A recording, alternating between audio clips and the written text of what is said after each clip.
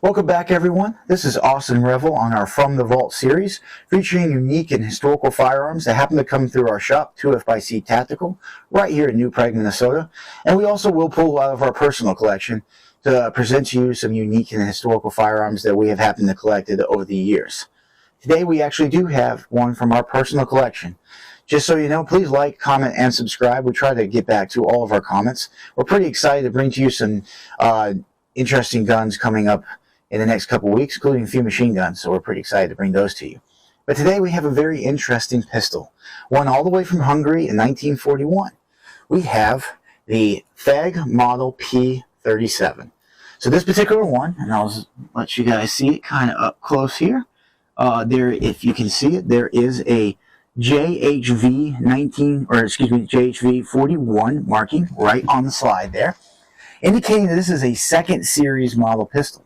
There will be 3 series of this particular pistol, all built under German occupation for the, in Hungary under German occupation.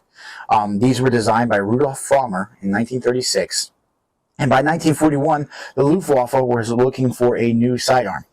Now, while they would never adopt one particular gun, they used a variety of different pistols throughout the service life of the Luftwaffe.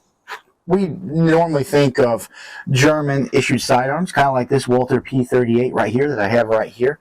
But this is another one that they would have adopted. This is chambered in 7.65 millimeter or 32 ACP for us here in the United States. It is actually a particularly nice shooting pistol. I have had the opportunity to take this one out, and it is actually a lot of fun to shoot. It is a pistol that in 1942 kind of shows both past concept ideas and forward-thinking ideas that we see on our modern pistols even to this day. So one of the past ideas that you would see is like this little lanyard loop right here. Take the 1911, for instance. In 1911, all the way up through World War I and right before World War II, you would see this little lanyard loop. By 1940, by 1942, 1943, 1944, all the way through the end of World War II, while we're making 1911s, that would eventually go away. We would remove that as it was not particularly useful in modern combat and just kind of had the protrusion for no reason.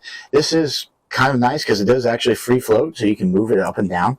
You know, if you're going to have a lanyard loop, I suppose, that is nice. One of the reasons why it does that is because this does feature a typical European, or at least old-style European magazine release. So you got your pistol grip here. The magazine release is right on the bottom of the pistol. So you would pull back on this. Now, unlike some other pistols of the time, this is actually spring-assisted. If you can see, if I was to drop it, it shoots right out for easy removal. Now, it is captured. So if we were to do this again, it does capture within the pistol and make for tactical reloading, if you will. That is a nice feature. As far as the forward-thinking ideas, the very sleek subcompact pistol. When we compare this again to the P38, it is considerably smaller compared to the P38, which was the standard issue sidearm by the Wehrmacht throughout World War II. The other nice thing about this particular pistol is its ergonomics. It does have a slight swoop. This is kind of 1911-ish when it comes to its overall swoop and presentation, which for us is a very easy grip for a very nice purchase. One of the interesting things about this too is it does have a nice pinky rest on the magazine here. Now, this did come with 2 magazines. The other one does not have this. It is just a flush magazine. Again, kind of a concept that we see today, right? You got your Springfield Hellcat, for instance. It will come with an 11-round flush-fitting magazine and a 13-round, a little slightly extended magazine. While this isn't extended in capacity, it does give you a little purchase for your pinky, just to give you a little extra to hold on to without adding to the overall frame of the pistol. Now, these pistols would serve all the way through World War II with the Luftwaffe. They actually would serve also in the Hungarian uprising of 1956 against the Soviets. Unfortunately for Hungary, did not go well for them. Stalin sent in the troops and crushed them. Unfortunately, the United States kind of sat it out. Eisenhower, for whatever reason, did not get involved. but these pistols would serve for about 20 years before being replaced.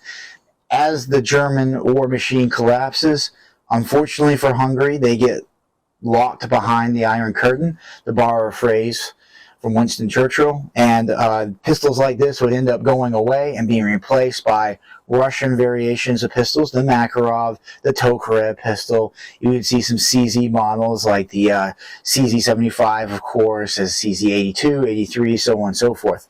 So these pistols would eventually be removed from service by, you know, the late 1950s for the most part. But it's very cool to see this, especially in this condition. This is a gorgeous condition pistol. We were very fortunate to have this come through the shop, and we do appreciate those who bring in stuff like this. We love highlighting, especially wartime production guns.